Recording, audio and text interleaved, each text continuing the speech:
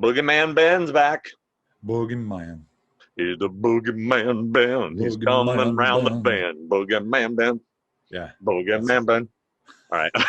And he's a BoogeyMan Ben. Greetings, my fellow fiends, and thanks so much for dropping by the Horror Zone channel. I hope everyone's doing well.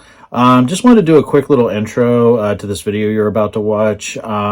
This past weekend on the 1st and 2nd of April, I tracked down a handful of the locations from one of my favorite films of all time, 1999's Life, starring Eddie Muprhy, Martin Lawrence, Bernie Mac, Ned Beatty, Arlie Ermy, Nick Cassavetes, Anthony Anderson, Miguel Nunez Jr., fantastic cast, directed by the late, great Ted Demme. So this film was shot in California, primarily Southern California. It sounds like Santa Clarita, Downey, and Norwalk, as well as stages 27 and 28 at Universal Studios.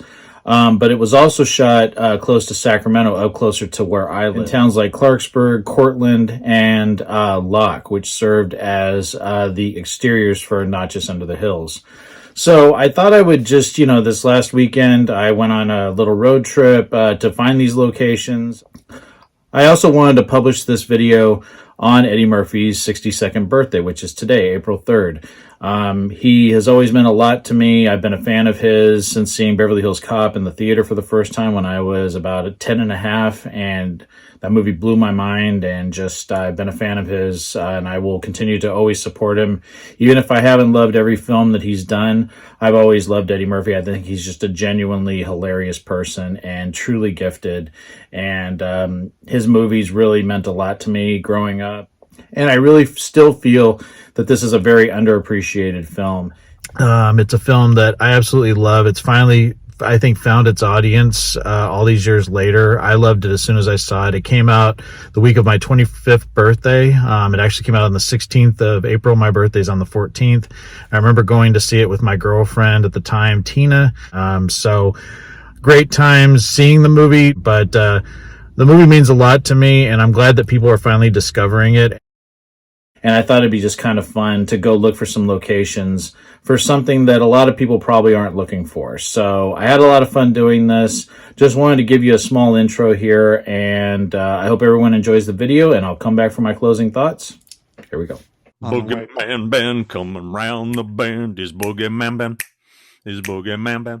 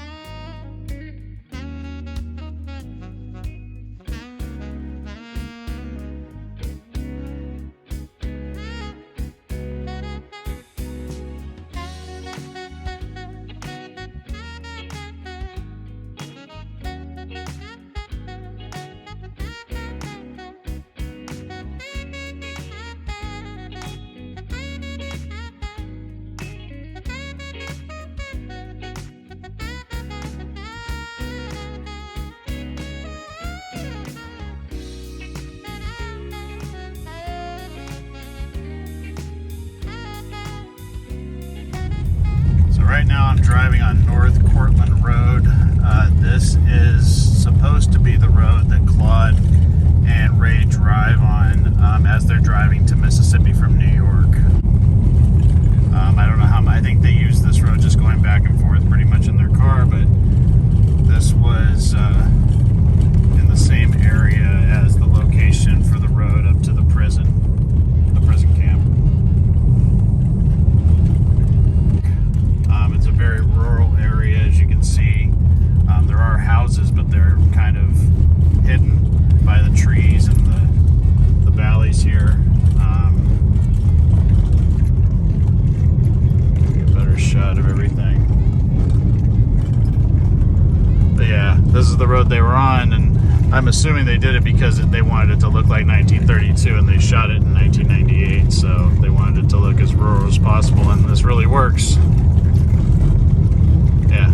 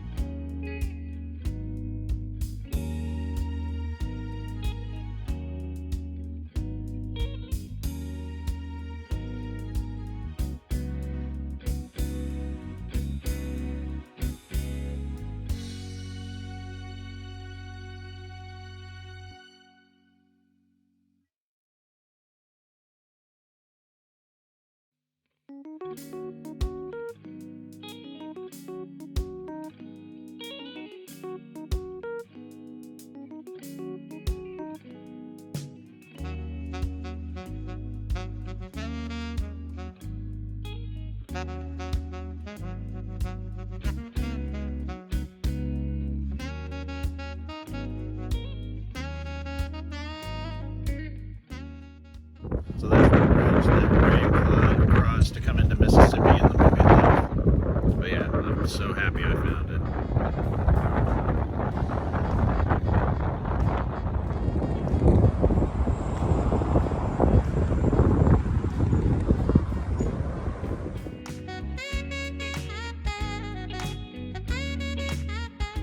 The town of Locke, also known as Locke Historic District, is an unincorporated community in California's Sacramento-San Joaquin River Delta. The 10-acre town was first developed between 1893 and 1915, approximately 1 mile north of the town of Walnut Grove in Sacramento, California. Approximately 1 mile north of the town of Walnut Grove in Sacramento County. The village of Lakeport, shortened to Locke, in 1920 began where the Sacramento Valley Railway and Union Pacific Railroads merged at the southwest corner of the 490-acre swampland parcel deeded on July 6, 1883 to founder George W. Locke and his mercantile business partner Samuel P. Levinson. Both men were lured in their youth by the California Gold Rush from their birthplaces in New Hampshire. Initially, the settlement consisted of a few wooded boarding houses, a saloon, gambling houses, and houses of ill repute that supported a rail yard, shipping wharf, fruit packing shed, and canneries that employed and housed hundreds of immigrants, mostly from Spain, Portugal, Russia, China, Italy, and several other countries from around the world. The lack of foundation beneath Locke's Main Street two-story wood buildings have caused many to lean over the past century and has dramatically warped their sides and floors, which has added to the town's rustic charm, enticing modern photographers, artists, and tourists. After a fire destroyed the Chinatown of nearby Walnut Grove in 1915, many Chinese immigrants from the town resettled in and further developed Locke. Chinese-owned businesses, gambling halls, and opium dens were established along with a Chinese language school. The town continued to thrive as a uniquely Chinese-American agricultural community until after World War II, when younger residents began leaving the town for better educational and employment opportunities in urban centers. Today, Locke is still a primarily agricultural community near State Route 160 south of Sacramento. It was listed on the National Register of Historic Places in 1971 and further was designated a National Historic Landmark District in 1990 due to its unique example of a historic Chinese-American rural community. The population as of 2021 was estimated to be about 100, with Chinese Americans no longer forming the majority.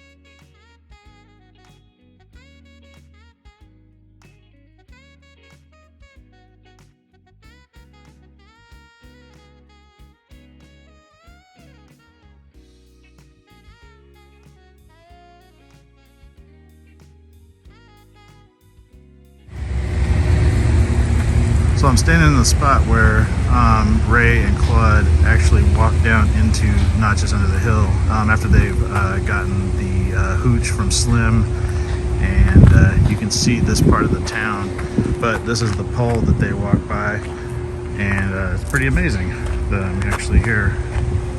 But yeah, that is the town right there.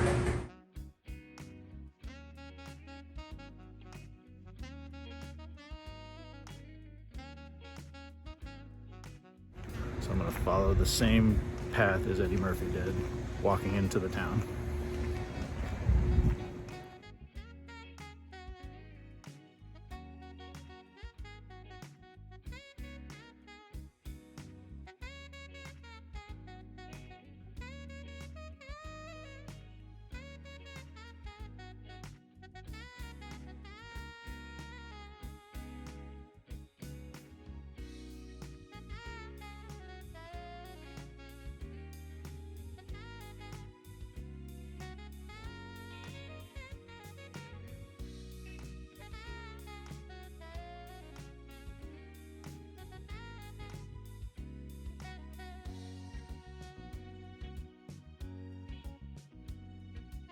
So in this scene where Ray realizes he's been cheated out of his beloved timepiece, which belonged to his father, and his money, he flees the bar looking to find Winston Hancock. And this appears to be the storefront that he runs out of, which served as the exterior location of the bar. I don't believe the interiors were shot in Locke. I believe that that was the sound stages at Universal Studios that were used, because I couldn't find anything to match up the interiors when I looked through some of these sort of abandoned storefronts. There was one that kind of looked like a bar, but it didn't have the same layout as the one in the film. But I was really happy to find the storefront, and I was able to match it up looking at the really quick screenshot from the film where it is shown, where he runs out, matching up just the front windows and then the business front that was actually next door to it. There's kind of like this little wooden sort of door in between that and the next business, and that's how I was able to locate it. I was really excited that I was able to find it.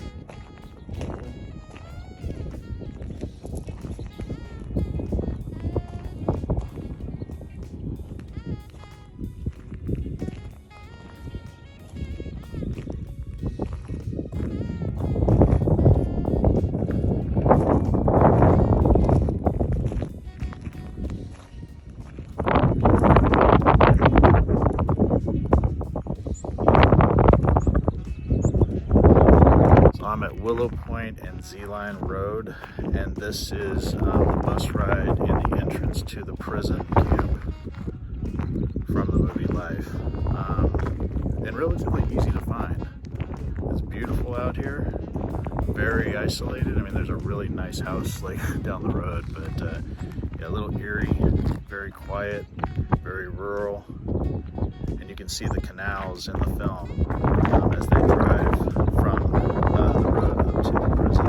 And I don't think the prison was around here. I think that was a set. I haven't been able to verify where Camp 8 was. But this is the road that led to it in the film. But based on IMDb, this is where it was. Pretty cool being here.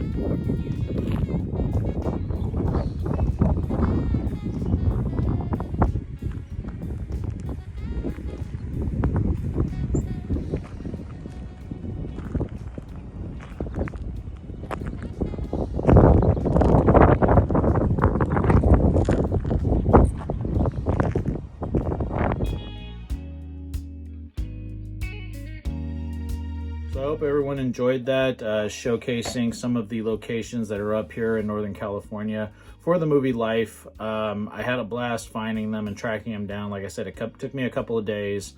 Some of them were harder to find than others, but really was a lot of fun. And yeah, I love doing this stuff, and I hope everyone enjoyed the video. If you haven't seen the film Life, I definitely recommend people checking it out. I believe it's still on Netflix. I think that's where it's getting a lot more eyes on it, that people that didn't catch it when it initially came out, or they weren't born when it initially came out. But it is a great film, has a great message, absolutely amazing. Check out the film. If you have seen the film, let me know what your thoughts are about it down in the comments below. I would really appreciate hearing what people think of the film. And thanks so much again for stopping by the Horror Zone channel. I promise there's some really good stuff coming up, and I always appreciate everyone's support, and I will talk to you again real soon. Take it easy. Stay scared as always.